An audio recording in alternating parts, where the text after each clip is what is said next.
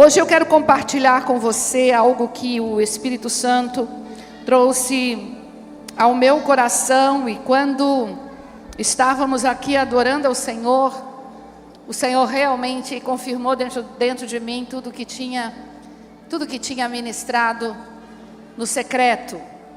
E eu quero que você abra a palavra de Deus em Gênesis, no capítulo 32, versículo 1 e 2. O tema da mensagem é Manaim, lugar de delícias. Fala comigo, Manaim, lugar de delícias. Gênesis capítulo 32, versículo 1 e 2 diz assim: quando Jacó, eu vou ler aqui na tela, porque é NVI. Jacó também seguiu seu caminho e anjos de Deus vieram ao encontro dele. Quando Jacó os avistou, disse: este é o exército de Deus. Por isso deu àquele lugar o nome de Manaim.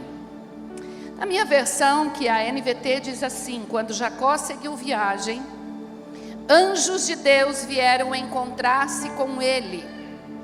Ao vê-los, Jacó exclamou: este é o acampamento de Deus. Por isso chamou o lugar de Manaim. Fala comigo, fecha seus olhos e fala comigo: Senhor, nós estamos em Manaim e queremos aprender nessa noite tudo que o Senhor quer nos ensinar. Que o nosso coração se aquiete, que o nosso espírito se conecte contigo, para que saiamos daqui edificados, transformados, em nome de Jesus. Amém. Manaim significa acampamento duplo, ou acampamento de anjos. A palavra hebraica Manaim foi dada pela primeira vez na Bíblia por Jacó neste local, quando ele sai fugindo da casa do sogro, retornando para o encontro com Esaú. Antes do encontro com Esaú, ele esteve num lugar onde a aflição do seu coração clamou pela presença de Deus. Eu acho que você, como eu e como Jacó, clama pela presença de Deus em momentos de aflição. Por isso que hoje, enquanto nós estávamos adorando, eu disse: não importa que você esteja triste, adore. Não importa que você esteja angustiado, adore. Porque a sua tristeza, a sua angústia, a sua aflição não impede você de adorar e buscar a presença do Pai e buscar a voz de Deus na sua vida. Jacó estava nessa condição. Manaim ficava em Gileade, próximo ao vale de Jaboque. Lembra? Alguma coisa aconteceu ali no vale de Jaboque? Então ficava próximo do vale de Jaboque. Antes de Jacó ter aquela luta que ele primeiramente denominou que era um anjo, e depois nós entendemos, estudando teologicamente, que ali na realidade ele estava lutando com o próprio Deus. Era uma teofania que tinha acontecido ali. Ele estava lutando ali no vale de Jaboque, e naquela luta Deus o estava preparando para enfrentar aquele que ele achava que era o seu pior inimigo. Mas na realidade, aquela luta de Jacó não foi para prepará-lo para encontrar-se com Esaú. Aquela luta de Jacó era para que Jacó se encontrasse com ele mesmo. Muitas lutas da nossa vida, muitos embates que nós temos com Deus, não é para nos preparar para lutar contra os nossos inimigos externos. Muitas lutas é para nós reconhecermos diante de Deus quem nós somos e permitirmos que Deus mude a nossa identidade. Ali no vale de Jaboque, Jacó teve seu nome mudado para Israel. Ficava no território de Gileade. A localização exata de Manaim hoje é incerta, mas para nós o que é importante é o significado espiritual de Manaim. Manaim é onde você sempre vai encontrar os anjos de Deus. Fala para quem está do seu lado, diz: hoje eu estou em Manaim, porque os anjos estão aqui. Anjos espirituais e anjos físicos. Bate no seu irmão assim e fala assim: você também está a serviço do Senhor para ministrar a minha vida. A palavra de Deus diz que os anjos estão a serviço do Senhor para ministrar a igreja, mas nós estamos em um nível um pouquinho superior dos anjos, porque os anjos nem todos conseguem ver, mas você, quem está ao teu redor, está enxergando você. E é por isso que Deus quer usar você para abençoar. Onde é Manaim? Aonde estão os anjos do Senhor. É um acampamento de anjos. É um acampamento duplo. É um acampamento onde os exércitos dos céus estão a serviço dos exércitos da terra. E quando há uma junção de céu e terra, é power e poder. Onde há poder de Deus, há grandes milagres e grandes maravilhas acontecendo. Acampamento duplo, céu e terra. O que aconteceu em Manaim?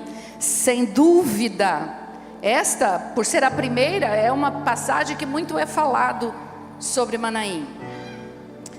E quando nós olhamos para o significado, nós podemos pensar: Jacó talvez tivesse chamado de 2 acampamentos, porque ele viu o exército inimigo e o exército dele, porque ele considerava Esaú seu inimigo e o exército estava chegando e ele estava vindo com toda a sua família, que constituía-se também um exército para ele, porque o homem para fazer filho, né?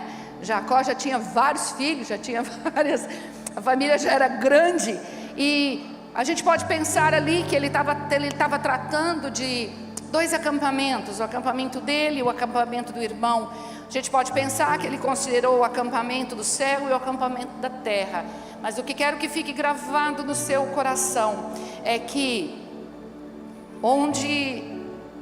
aonde é um acampamento de Deus, ali há proteção celestial, ali há uma proteção sobre a sua vida.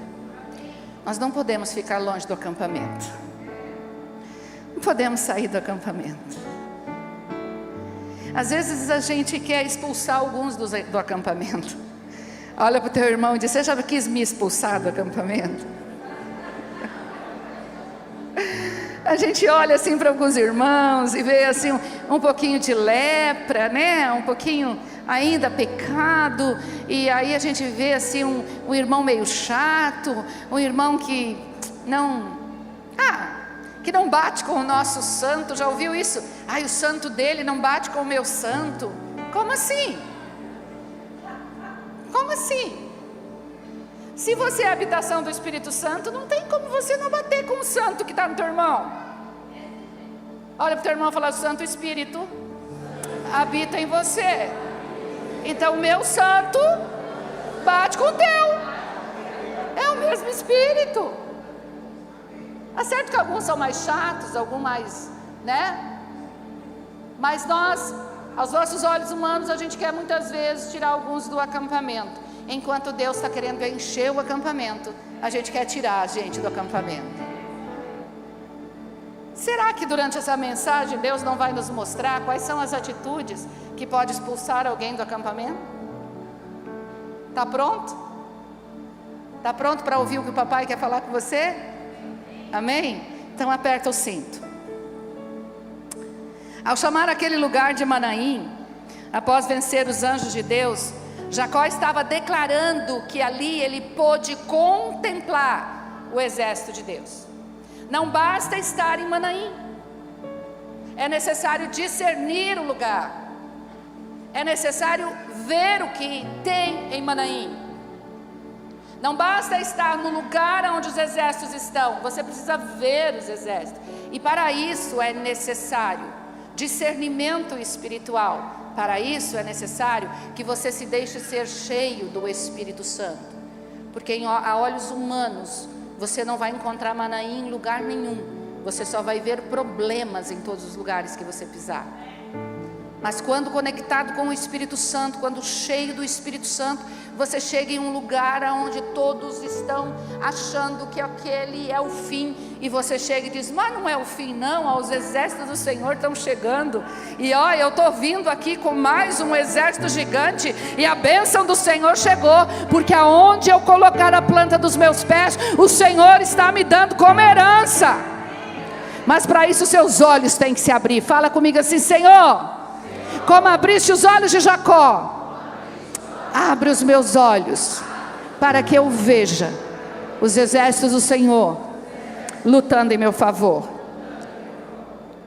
Depois disso, Manaim é mencionada várias vezes no Antigo Testamento. Em Josué, em 1 Crônicas, em 1 Reis. E você pode chegar em casa e pode procurar esses textos e estudar profundamente, porque em cada momento deste, Deus fez algo maravilhoso. Mas hoje eu quero focar a história, quero focar a mensagem em uma história muito especial, que aconteceu em Manaim, que está em 2 Samuel, segundo livro de Samuel, capítulo 17, versículo 27 e 29.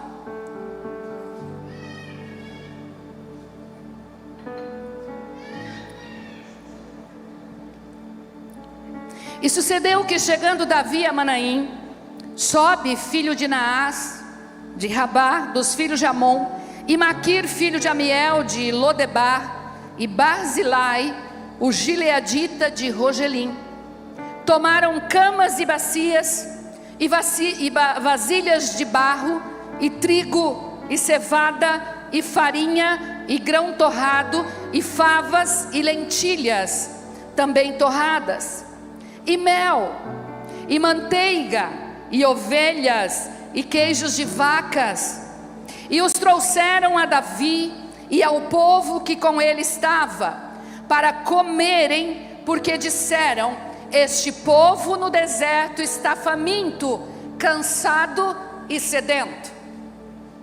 Primeiro versículo que lhe diz: e sucedeu que, chegando Davi a Manaim. Chegou de onde? Qual é o contexto dessa história? Quando nós vamos para o capítulo 15 do livro de 2 Samuel, nós vamos encontrar o que estava acontecendo na vida de Davi. Era um dos momentos mais dramáticos na vida do rei de Israel. Davi estava fugindo de uma rebelião feita pelo seu próprio filho. Você já foi traído por alguém? Que se já foi, você deve ter sentido uma dor muito grande, muito profunda. Se você já foi traído pelo seu marido, pela sua esposa, traído por um sócio, mas ser traído pelo próprio filho deve ser uma dor muito intensa. E aqui Davi estava sofrendo a dor da traição, movida pela rebelião de Absalão. Absalão era um filho lindo, Absalão era um filho forte, Absalão era um filho que sucederia provavelmente o pai no trono. Ele era guerreiro. Mas apesar de Davi ter sido um excelente rei, ele foi um péssimo pai.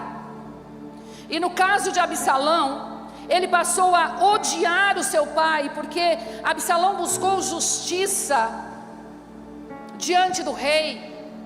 No caso da sua irmã Tamar, que havia sido violentada pelo seu meio-irmão Aminon. E Davi ficou extremamente irado. A palavra de Deus diz que Davi, quando soube do caso, ficou extremamente irado, mas ele não fez nada. Não basta você ficar irado, sacerdote, diante dos problemas que aparecem na sua casa. Você deve buscar a sabedoria do alto para trazer solução do problema. Não basta nós olharmos para a situação e falar: meu Deus, olha só, eu estou irritado com isso, eu estou muito bravo com os meus filhos. Davi ficou extremamente irado, mas não fez nada. A passividade de Davi, fala comigo, passividade de Davi, que ele não tinha fora de casa, mas dentro de casa ele era passivo. Fora de casa ele era o bichão. Fala para o homem que está do seu lado aí, não basta ser bichão fora de casa, você tem que ser forte e corajoso dentro de casa, porque ali está o seu principal ministério, ali está a sua principal missão. Os homens de honra vão ter a oportunidade. Ali está seu principal ministério, ali está a sua principal missão. Sabe, isso, a passividade do seu pai levou Absalão a não só odiar o seu pai, mas gerou dentro dele um ódio terrível pelo seu irmão. Tempos depois ele assassina o seu irmão em uma armadilha. E depois que a ofensa se tornou de uma tristeza profunda, que foi transportado para uma amargura, ira, ódio, e ele gerou uma indiferença tão grande com o pai, que ele diz: agora eu quero o lugar dele. E aí ele decidiu ser o rei no lugar do pai. Durante muito tempo a Bíblia diz que Absalão permaneceu na porta de Jerusalém, fazendo intrigas de seu próprio pai. E nesse tempo ele consegue conquistar o coração do povo para ele. E ele dizia assim: olha, o rei não está preocupado com seus problemas. Por quê? Porque dentro dele estava, não se preocupou com o problema do próprio filho, da própria família, quiçá vai se preocupar com os problemas do povo. E ele começou a ganhar e a manipular de tal forma o povo que vinha até Davi, não permitindo que eles chegassem até Davi. Ele trazia uma solução para o povo, para que o povo já não precisasse mais procurar por Davi, e com isso ele ganhou o coração do povo. E aí chega a este tempo fatídico e difícil para Davi. Olhar para um reino que Deus o havia estabelecido como rei, anos e anos de muito trabalho, e agora ele recebe uma notícia. 2 Samuel capítulo 15, versículo 13. Logo um mensageiro chegou a Jerusalém para informar Davi: todo Israel se uniu a Absalão. Então devemos fugir de imediato, ou será tarde demais. Disse Davi a seus conselheiros: rápido, se sairmos de Jerusalém antes que Absalão chegue, escaparemos e impediremos que ele mate todos os moradores da cidade. É uma primeira análise, a gente até olha e diz assim: ele estava querendo preservar a cidade de uma guerra sangrenta que aconteceria. Como ele sabia que a ira de Absalão era contra ele, então ele diz: eu vou fugir e eu evito de ter uma guerra sangrenta dentro por conta do rei. Ele percebia que ele não teria força contra Absalão. Como assim? Não era o Joãozinho da esquina, não era um menino soldado que iria estar lutando contra Absalão. Era o rei Davi, que logo no início, antes de ser rei, as mulheres de Jerusalém já cantavam que Saul matou 1000 e Davi matou 10.000. Como assim? O que faz um homem tão forte ficar tão acuado, ficar com tanto medo? A pergunta que eu tenho para fazer para você nessa noite: o que faz com que nós, que já vencemos grandes lutas, já vencemos grandes batalhas no passado, já caminhamos com Deus tanto tempo, quando recebemos uma notícia de que o inimigo está vindo contra nós, a gente fica acuado, pastor Mauro? A gente quer fugir. O Patrick não, né? O filho amado não foge, né, Patrick? Brincadeira. Todos nós queremos fugir. Olha para o teu irmão: você já quis fugir em algum momento? Então você é igual a mim. Porque todos nós em um momento de aflição, principalmente quando o inimigo é dentro da própria casa, o inimigo é dentro da própria família, Mais uma vez eu digo, muitas vezes nós temos muita força para lutar lá fora, mas quando o problema está dentro de nós, está dentro da nossa família, está no nosso círculo de amigos, está na empresa, a gente fica amarrado e com medo. Ele havia perdido a sua força moral diante daquele quadro, porque ele pensava: como eu vou lutar contra quem foi vítima da minha própria passividade? Culpa. Sabe uma coisa que quer tirar as suas forças na hora da batalha? Culpa. Sentimento de culpa. Coisas que fizemos no passado e que ainda está nos atribulando. Deixa eu falar uma coisa para você. Aquilo que está na luz está na cruz, e aquilo que está na cruz o diabo não pode tocar. Fala comigo: todas as minhas culpas eu lanço sobre Cristo Jesus, e o diabo não pode mais tocar. Ele não queria sacrificar o povo, com certeza, porque ele também era um rei justo, que amava o povo de Israel. Mas a gente aprende aqui que no tempo de desespero, a primeira coisa que a gente pensa é fugir. Quem de nós já pensou em abrir um buraco e se colocar dentro dele e sair do buraco só quando o problema foi resolvido? Vai faltar buraco, né? Vai faltar buraco. Por quê? Porque muitas pessoas, quando estão enfrentando um grande problema, a fuga deles é o sono. Aí eles vão dormir. Quem aqui tem a fuga no sono? E aí dorme 3 horas, 4, 5, 6, 10, 12. Com certeza isso, quanto mais amedrontado estamos, quanto mais abatido estamos, vai até nos levando aos passos de uma depressão.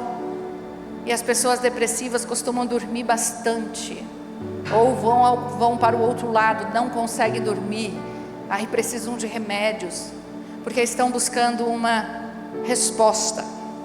Fala para a pessoa que está do seu lado, diz: fugir nem sempre é a resposta, mas pode ser uma estratégia.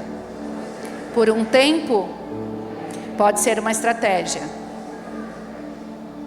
No tempo do desespero de Davi, então ele decide fugir de Jerusalém, e vai junto com ele vários homens. E no caminho de Jerusalém até Manaim, ali no capítulo 15, capítulo 16 e capítulo 17, nós encontramos alguns homens. E eu queria trazer agora estes homens que Davi encontrou, a atitude que eles tiveram, para ver se nós, de repente, assim, longe, né, há uma possibilidade, talvez, né, nós venhamos a nos identificar com algumas dessas atitudes, e vamos entender o que nós devemos, como nós devemos agir e quem nós devemos ser. Não somente na pessoa de Davi. Na pessoa de Davi, você é aquele que está com o problema, que está com o inimigo te perseguindo. Mas agora você vai se deparar com pessoas que são pessoas que você encontra durante o teu tempo de fuga. E o primeiro nós vamos encontrar em 2 Samuel, capítulo 15, versículo 15.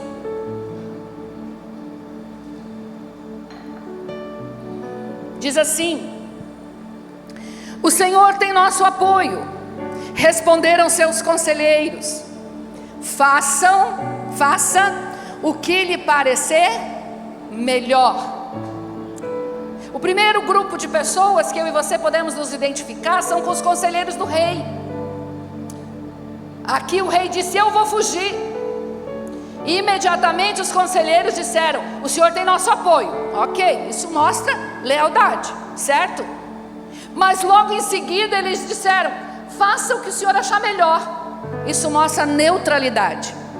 Nem sempre no momento de desespero nós precisamos de neutralidade. Nós precisamos de uma pessoa que nos traga para o centro, que saia daquela visão que nós estamos tendo do problema e nos traga e diz: ei, rei Davi, você está com medo de Absalão, rei Davi? O senhor não pode esquecer quem o senhor é, rei. O rei Davi poderia continuar com aquela posição? Claro que sim, mas os conselheiros não teriam sido neutros. Aqui para mim me parece alguém que está, de certa forma, lavando as mãos. Se você fugir lá na frente, se não der certo, eu não tenho nada a ver com isso. Mas se eu aconselhar que você fique, vai ter uma grande batalha para ser enfrentada, então eu também não quero assumir essa responsabilidade com você. Então é melhor eu não falar nada. Querido, nós precisamos de pessoas que nos traga para o centro. Você precisa de pessoas que dizem: espera aí, você pensou bem nisso que você está fazendo? Alguém chega para você e no momento do desespero no casamento diz: vou me separar, não aguento mais aquela jararaca. E aí vem os conselheiros do rei e diz assim: faz bem, estou contigo, vou chorar junto com você, vamos sair comer uma pizza, vou até te ajudar a arranjar uma outra namorada. Mas ó, eu conheço tua mulher não é fácil não, cara. Você aguentou ela até agora, mas eu estou contigo. Você precisa encontrar e ouvir pessoas que falam: não, você está errado. Você não quer pensar melhor nisso? Você está tomando uma decisão no momento da crise. E no vale não se toma decisão. Em tempo de crise não se toma decisão. Vem cá, rei, vamos orar. Rei, vamos falar com Deus. Veja que foi imediatamente a notícia. Veio a notícia: Israel está com Absalão. E Davi já diz: vou fugir. Veja se não é assim que acontece conosco.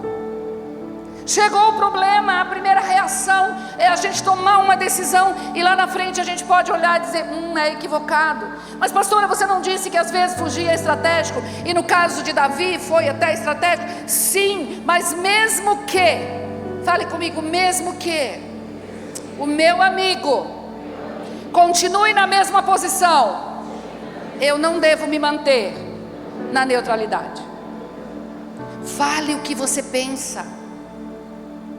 Isso dentro da liderança é muito importante. Fale o que você pensa para o pastor Josué. Fale o que você pensa para mim. Fale o que você pensa para o seu líder de ministério. Fale o que você pensa para o seu discipulador. Fale o que você pensa para o seu líder de célula. Se você está vendo que uma direção está sendo tomada, e você olha e diz assim: eu acho que a gente poderia fazer alguma coisa diferente, aconselhe. Aconselhe. Só não queira que o seu conselho seja a decisão tomada, mas não seja neutro. Não lava as mãos. Se comprometa com o processo. Se comprometa com o processo. É a mesma coisa do teu filho em casa. O teu filho chega e traz algumas decisões malucas. Tem alguns filhos hoje de 8, 10 anos tomando decisões que são totalmente contrárias à palavra de Deus. Mudança de gênero. Não quero mais vestir rosa, eu quero vestir azul. Então eu quero agora fazer uma cirurgia. Ai, faça, eu estou com você, eu te apoio, filho, porque eu te amo. E como eu te amo, filho, então conte com o papai, conte com a mamãe em tudo que você for fazer, porque eu vou estar com você. Faça o que você achar melhor. Meu irmão, não vou nem dizer o que significa isso. Se você deixa os teus filhos tomar decisões naquilo que eles acham que é melhor. Não, pastor, mas meu filho já tem 18 anos, já é homem. Tem uns homens com 40 que ainda não conseguem tomar decisão sozinha, decisão correta. Um menino de 18 anos que só está pensando com os hormônios, ele vai saber tomar a decisão. Não seja neutro. Para não falar, como Pilatos, não lave as mãos diante de decisões sérias e importantes, quando você encontrar algum Davi pelo caminho. O segundo Nós vamos encontrar em 2 Samuel, capítulo 15, versículo 18. Esse homem chama-se Itai. E todos os seus servos iam a seu lado, como também todos os quereteus, os peleteus e todos os giteus. 600 homens que vieram de Gate a pé caminhavam diante do rei. Disse, pois, o rei a Itai, o giteu: por que irás tu também conosco? Volta-te e fica-te com o rei, porque és estrangeiro e também desterrado de teu lugar. Onde vieste, te levaria eu hoje conosco a caminhar? Pois eu vou para onde puder ir. Volta, pois, e torna a levar teus irmãos contigo, com beneficência e fidelidade. Respondeu, porém, Itai ao rei e disse: vive o Senhor e vive o rei meu senhor, que no lugar em que estiver o rei meu senhor, seja para a morte, seja para a vida, aí certamente estará também o teu servidor. Então Davi disse a Itai: vem, pois, e passa adiante. Assim passou Itai o giteu, e todos os seus homens, e todas as crianças que havia com ele. Itai, o servo leal. Itai não fazia parte do povo de Israel. Itai fazia parte do povo que tinha sido conquistado por Davi. Ele era um giteu. E Davi libera ele. Fala: olha, até ontem, até hoje, você era meu súdito, mas hoje eu estou te liberando. Volta, vai com teu povo, sai daqui. E ele diz: para a vida ou para a morte, eu estou com você. Você é daquelas pessoas que quando a situação está preta para o seu amigo, você diz, ou para o seu irmão, você fala assim: para a vida ou para a morte, eu estou com você. Só não estou para você por pecado, mas eu estou junto contigo, pode contar comigo. Olha para o teu irmão e diz assim: conta comigo. Conta comigo. O servo leal, que liberado não quis ir embora. O terceiro, nós vamos encontrar Uzai. Pastora, você está lendo bastante a Bíblia hoje, sim? Porque esta é a palavra de Deus. Eu sou tudo que ela diz que eu sou, eu tenho tudo que ela diz que eu tenho, e eu posso tudo que ela diz que eu posso. Então, desse púlpito aqui, você vai cada vez mais ouvir a palavra de Deus. Você vai ler a palavra de Deus. Amém? 2 Samuel capítulo 15, versículo 32, diz assim: e aconteceu que, chegando Davi ao cume, para adorar ali a Deus, eis que Uzai, o arquita, veio encontrar-se com ele com a roupa rasgada e terra sobre a cabeça. E disse-lhe Davi: se passares comigo, ser-me-ás pesado. Porém, se voltares para a cidade, disseres a Absalão: eu serei, ó rei, teu servo. Bem fui antes servo de teu pai, mas agora serei teu servo. Dissipar-me-ás então o conselho de Aitofel. E não estão ali contigo Zadok e Abiatar sacerdotes? E será que todas as coisas que ouvires da casa do rei farás saber a Zadok e a Abiatar sacerdotes? Eis que estão também ali com ele seus 2 filhos, Aimaas, filho de Zadok, e Jonatas, filho de Abiatar. Pela mão deles aviso me mandareis de todas as coisas que ouvirdes. Uzai, pois, amigo de Davi, veio para a cidade, e Absalão entrou em Jerusalém. Uzai representa o amigo leal, que mesmo querendo estar perto de Davi, aceitou uma missão dificílima. Davi olha para Uzai e fala: volta lá e vai servir Salomão. Que Salomão? Vá servir Absalão. Você vai servir Absalão, você vai lá para confundir o conselho de Aitofel. E quando Aitofel trouxer um conselho para o rei, você vai avaliar este conselho. Como você me conhece tão de perto, Uzai, você vai saber qual é a minha reação, qual é a minha atitude, e você vai dar um conselho para o rei Absalão, ou para meu filho Absalão. Uzai queria estar, mas ele tinha uma missão para cumprir. E ele decidiu deixar o rei e ir obedecer o que o rei pediu para ele fazer. Você sai da sua zona de conforto para obedecer o que o rei manda você fazer? Olha para o seu irmão e diz assim: Uzai é o amigo leal. Ele foi o amigo leal de Davi, mas nós somos amigos e precisamos ser amigos leais daquele que nos chama de amigos. A palavra de Deus diz assim: eu já não vos chamo servos, mas eu vos chamo amigos. Você é amigo de um rei chamado Jesus Cristo, Rei dos Reis, Senhor dos Senhores. Você sai da sua zona de conforto para cumprir a sua missão, mesmo que seja em território de inimigo? Porque ele colocou a vida dele em risco.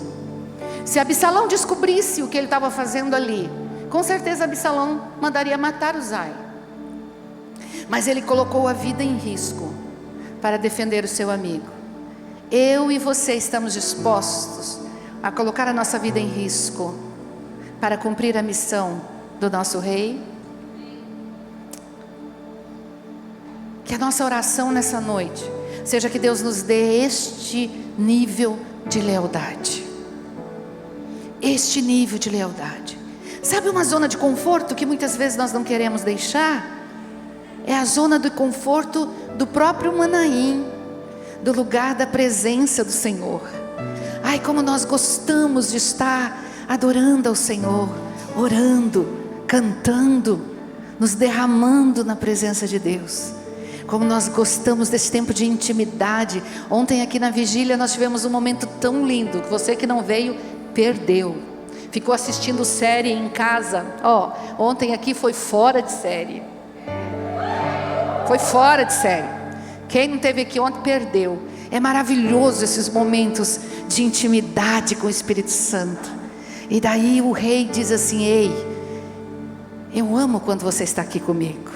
Eu gosto muito, Josiel, quando você está aqui me adorando, quando você está cantando, quando você está orando, quando você está se derramando diante do meu altar. Mas olha, Josiel, eu quero que você saia daqui agora e você vá lá na favela da Batalha e você sirva uma família lá, porque aquela família está precisando me conhecer, Josiel. Então sai daqui e vai lá para a favela da Batalha.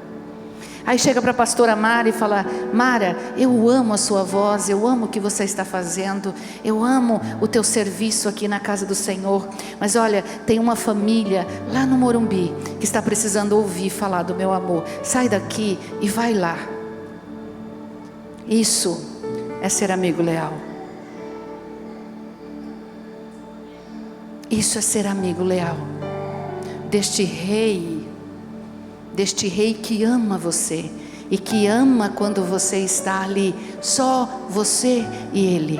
Mas esses momentos é para te preparar para fazer o que ele quer que você faça. Olha para o seu irmão e diga assim: você é um amigo leal. Você está obedecendo o rei. Amém? Quarta pessoa que nós vamos encontrar aqui é Ziba. Ai, Ziba, 2 Samuel capítulo 16, do versículo 1 ao versículo 4. E passando Davi um pouco mais adiante do cume, eis que Ziba, o servo de Mefibosete, veio encontrar-se com ele com um par de jumentos albardados, e sobre eles 200 pães, com 100 caixas de passas, e 100 de frutas de verão, e um odre de vinho. E disse o rei a Ziba: que pretendes com isto? E disse Ziba: os jumentos são para a casa do rei, para se montarem neles, e o pão e as frutas de verão para comerem os moços, e o vinho para beberem os cansados do deserto. Então disse o rei: ora, onde está o filho de teu senhor, Mefibosete? E disse Ziba ao rei: eis que ficou em Jerusalém, porque disse: hoje me restituirá a casa de Israel o reino de meu pai. Então disse o rei a Ziba: eis que teu é tudo quanto tem Mefibosete. E disse Ziba: eu me inclino, porque eu acho graça em teus olhos, ó rei, meu senhor. Ziba é aquele servo traiçoeiro e ganancioso. Será que tem esse tipo de pessoas dentro do reino de Deus, pastora? Pergunta para o irmão: tem? Tem servo traiçoeiro e ganancioso? Sabe, Ziba, ele tinha recebido uma missão por parte do rei Davi para cuidar e para servir Mefibosete, que era um descendente do rei Davi, que era coxo dos seus pés. Durante muito tempo ele serviu Mefibosete, mas aí quando ele vê que Davi sai de Jerusalém, ele fala: eita, cansei de ser servo. Eu quero ser o dono das terras, eu que quero sentar na mesa do rei. Então ele corre para o rei e ele leva presentes para o rei.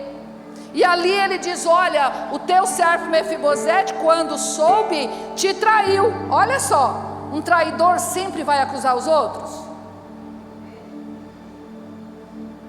Um ganancioso sempre vai apontar para o que o outro é ganancioso.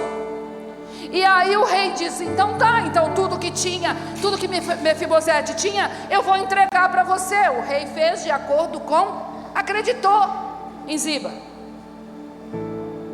Mas essa não era a realidade.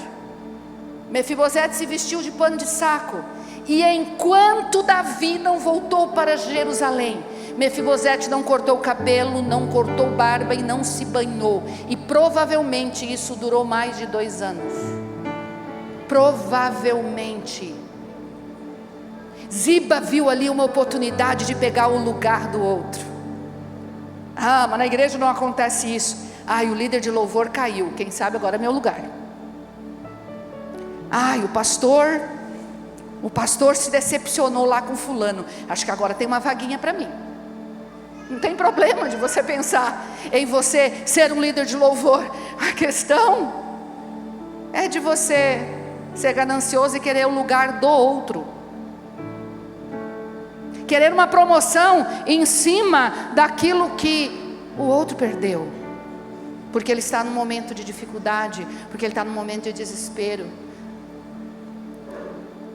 Talvez essa palavra hoje não traduza muito o que alguns esperam como avivamento, mas avivamento também é abibliamento. É abibliamento, é trazer os princípios da palavra de Deus, que nos firme, que nos dê passos seguros na nossa caminhada. Sabe, ali Ziba representa aquela pessoa que está perto de você e diz: oh, meu irmão, eu te amo. Meu irmão, olha, eu te sirvo. Meu irmão, eu estou aqui porque sabe o que é, né? O rei mandou, então eu tenho que servir, e eu tenho que servir. Mas é alguém que não se entrega no serviço, é alguém que só cumpre função. Aí você vai para dentro de uma empresa, você vai encontrar os Zibas lá também. Você vai encontrar dentro da sua família os Zibas também. Mas eu quero dizer para você nessa noite, que você não seja o Ziba na vida das pessoas que estão passando por dificuldades. Que você se torne um anjo do Senhor em Manaim. E nós vamos lá para Manaim já. Davi chega a Manaim. E quando Davi chega a Manaim, lá naquele primeiro capítulo que nós lemos, ele encontra um grupo de homens. E para cada um destes homens, nós poderíamos trazer uma ministração sobre eles. Mas eu quero falar em especial de um homem que Davi encontrou em Manaim. E este homem chama-se Barzilai. Se coloca de pé em nome de Jesus. Saia do seu lugar e encontre uma pessoa, quem você quiser, por favor. E antes de eu ministrar sobre isso, eu quero que você declare algo para esta pessoa.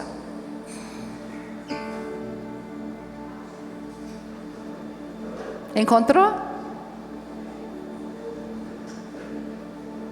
Saia do seu lugar.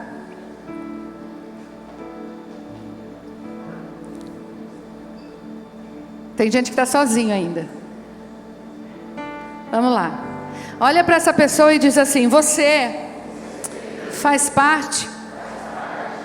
Você faz parte do acampamento de Deus. E no acampamento de Deus, chamado Manaim, você está. E seu nome a partir de agora é Barzilai. Fala: Barzilai. Você é um Barzilai. Amém? Volta para o seu lugar. Quando Davi volta para Jerusalém, nós não sabemos exatamente quanto tempo ele passou em Manaim.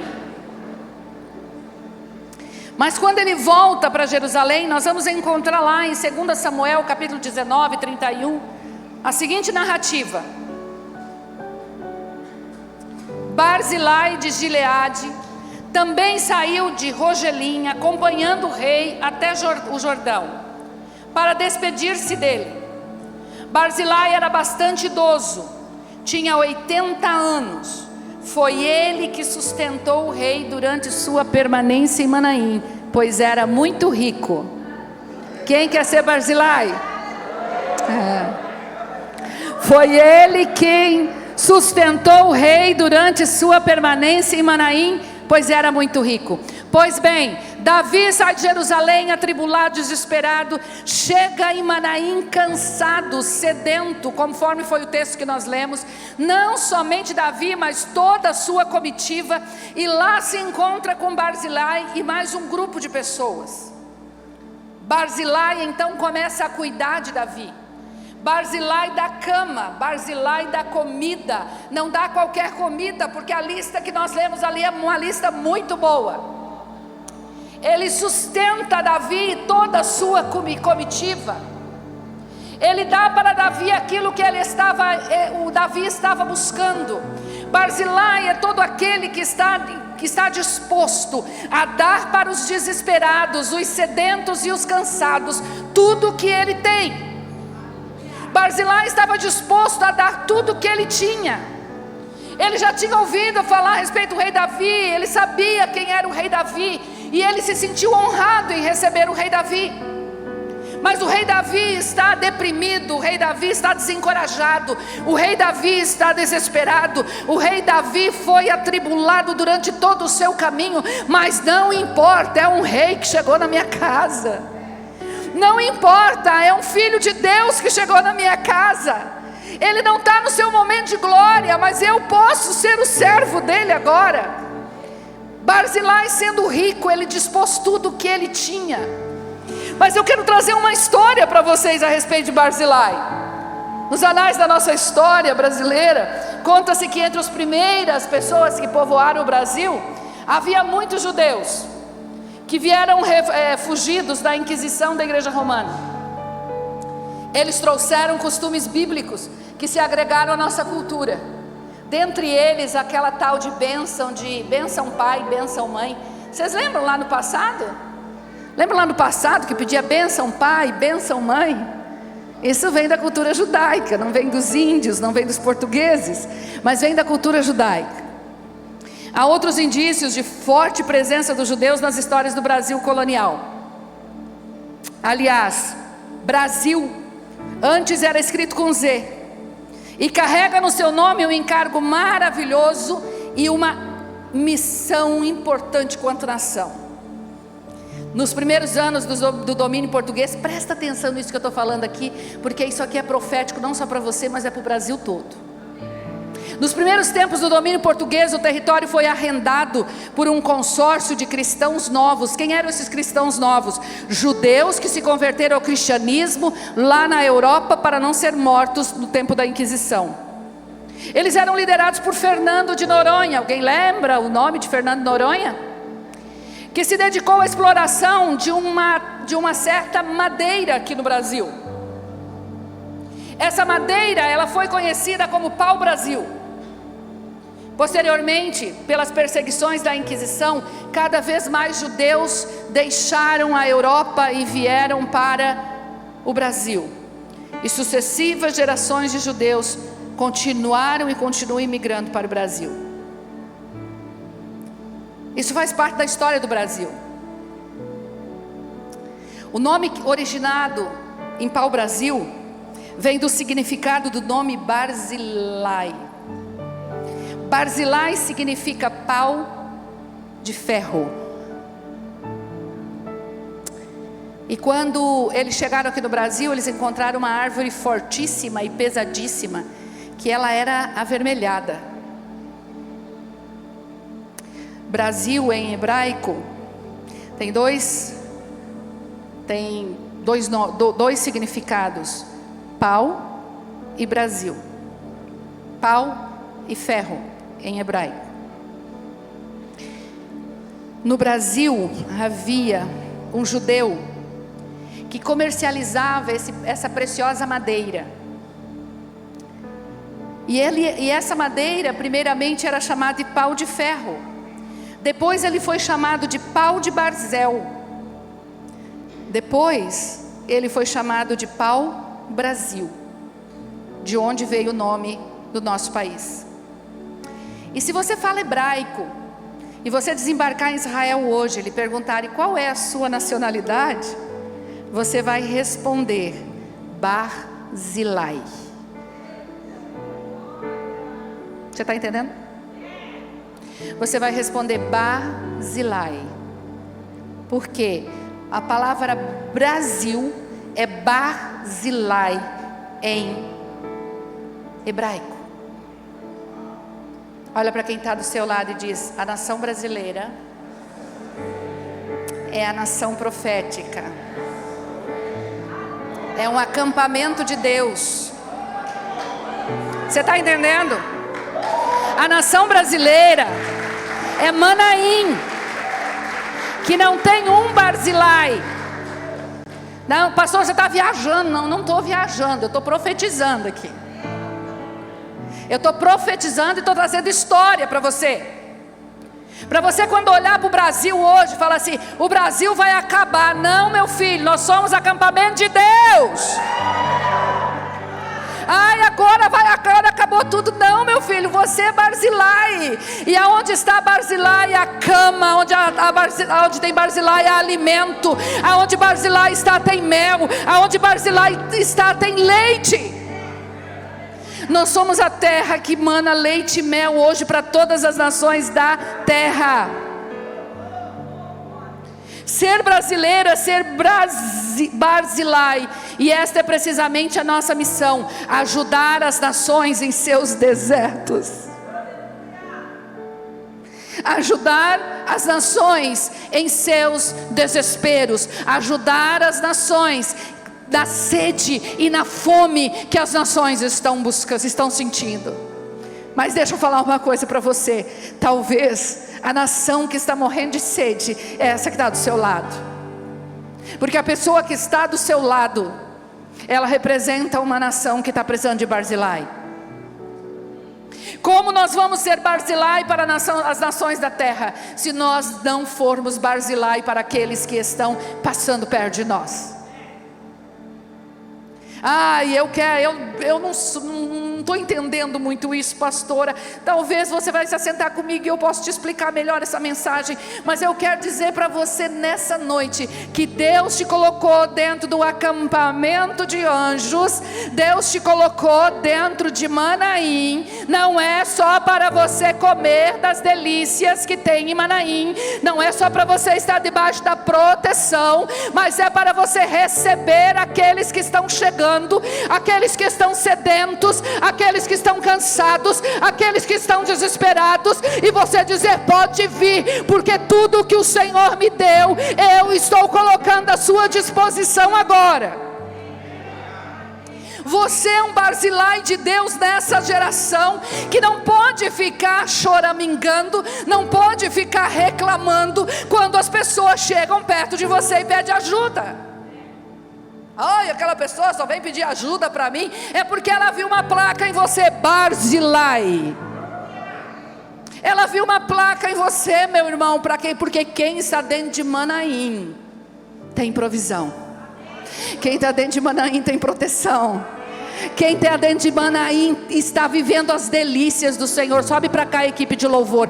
Quem está dentro de Manaim é porque já recebeu, ou está chegando para receber. E você já faz tempo que chegou em Manaim. E se faz tempo que chegou em Manaim, então você já foi servido pelos Barzilais. Agora você precisa estar disposto a ser um Barzilai. Mas é lindo ver o que Barzilai faz no final da história. Davi está voltando para Jerusalém.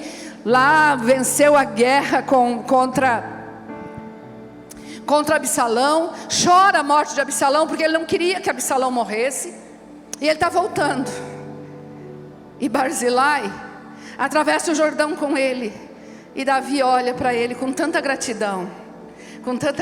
E diz: Barzilai, nos meus tempos de angústia, nos meus tempos de desespero, nos meus tempos de sede, você esteve comigo. No tempo que ninguém acreditava mais em mim, você me acolheu na sua casa, você me alimentou, você me encorajou.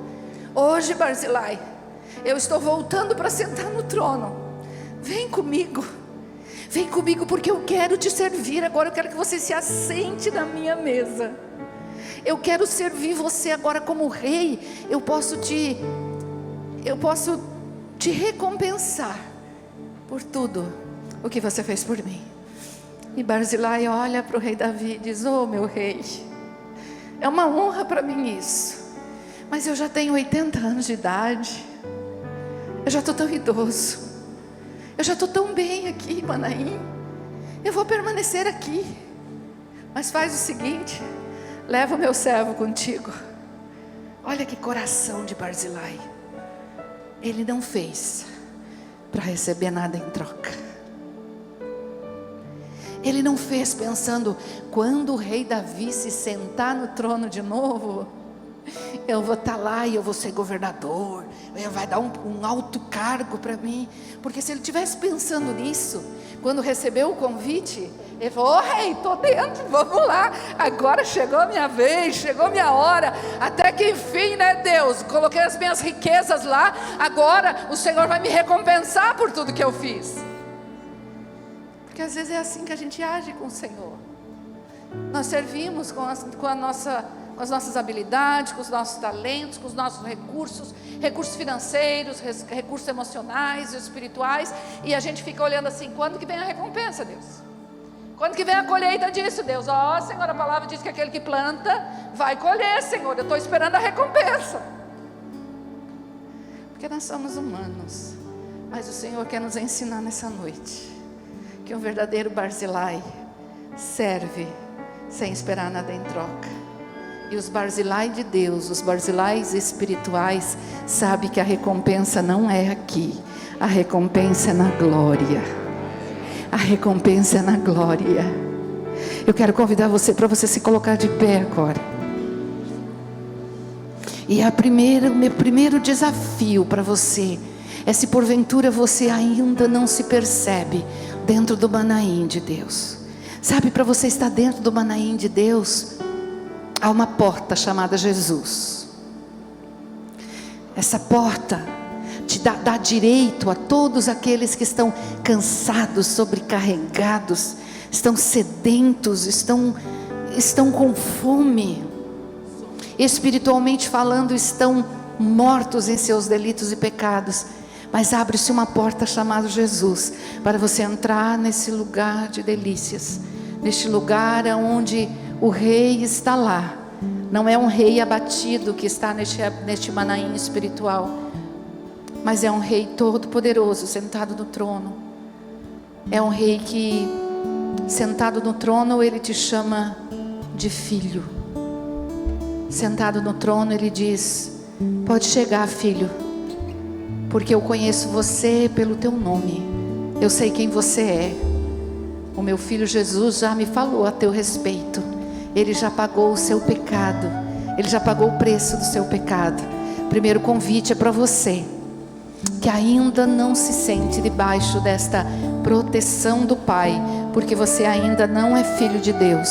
E eu eu quero que você feche seus olhos, você coloque a mão no seu coração e você faça essa oração comigo, dizendo: Senhor, hoje eu quero entrar pela porta chamado Jesus, essa porta que se abriu para que eu possa chegar até o teu trono, Pai.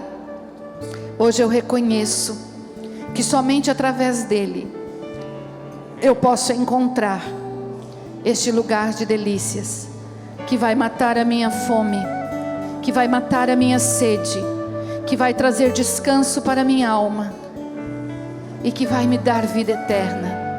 Eu reconheço Jesus Cristo como meu Senhor e como meu Salvador, em nome de Jesus.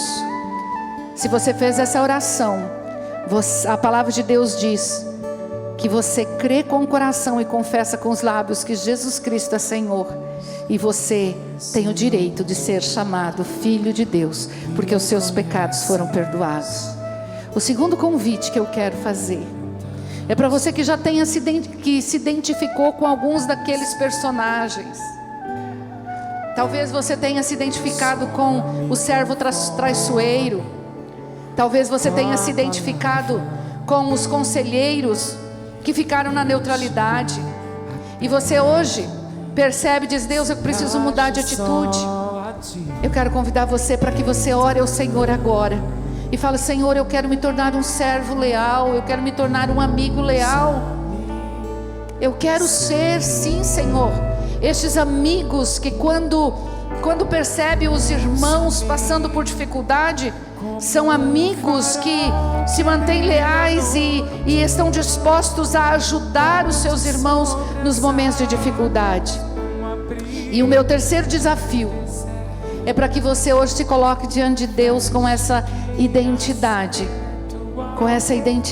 de Barzilai, aquele que está para trazer, não só para receber, mas para trazer o descanso, o alimento, a água espiritual que mata a fome, que mata a sede e que dá descanso para aqueles que estão vindo dos desertos da sua vida. Levante as suas mãos e faça a sua oração diante do Senhor. Eu não sei com qual desses grupos você se identificou nessa noite, mas eu quero profetizar sobre a tua vida que você faz parte do acampamento de Deus. E se você faz parte deste acampamento, você é como os anjos do Senhor, que Jacó se encontrou em Manaim, mas você é Barzilai no Manaim de Davi, e você já tem tudo que você precisa para servir aqueles que estão chegando. O mundo precisa de Manaim com Barzilais dispostos a servir. As nações da terra precisam de uma igreja brasileira disposta a servir as nações. As nações estão desesperadas. E talvez você olhe, pastora, mas o Brasil está vivendo tantas situações, mas nós somos o Brasil de Deus. A igreja continua forte, a igreja continua com o poder que sempre teve, porque Cristo é o Senhor da igreja. A provisão é Cristo, a provisão não é o governo, a provisão da igreja é Cristo. E se a provisão é Cristo, aonde estamos é um lugar de delícias, e essas delícias devem ser levadas e devem ser espalhadas por todos os cantos da terra, por todos os cantos da terra. Senhor, eu oro nessa noite, Senhor. Eu oro nessa noite pelos meus irmãos e pela minha vida. Senhor, eu me disponho nessa noite, Pai, a ir um passo além. Senhor, eu me disponho nessa noite a sair deste lugar que me encontro e ir um passo adiante, dar um passo adiante. Senhor, eu me disponho nessa noite a não somente acessar Manaim para receber do Senhor, mas, Senhor, servir em Manaim e liberar tudo aquilo que o Senhor já tem derramado sobre a nossa vida. Senhor, como igreja, nós profeticamente, Senhor, nós nos posicionamos com Manaim. Senhor, que este lugar seja chamado acampamento de Deus, que este lugar seja chamado acampamento de anjos, que quando, Senhor, esta cidade, quando os sedentos dessa cidade, quando os cansados dessa cidade, quando os desesperados dessa cidade procurarem algum refúgio, procurarem algum abrigo, necessitarem, Senhor, de algum abrigo, o Senhor os faça lembrar: há um Manaim nesta cidade, há um acampamento de delícias, aonde você será servido, aonde você receberá descanso, aonde você receberá proteção. Senhor, que eles encontrem em nós, que eles encontrem em nós aquilo que Davi encontrou em Barzilai: coração disposto a servir sem esperar nada em troca, coração disposto a servir sem esperar recompensa de homens. Encontre em nós, Senhor, encontre em nós esta disposição. Pai, nós louvamos ao Senhor nessa noite, nós bendizemos ao Senhor, em nome de Jesus, em nome de Jesus. Agora olha para quem está do seu lado e diga: você, meu irmão, é um Barzilai de Deus. Você é um Barzilai de Deus, amém?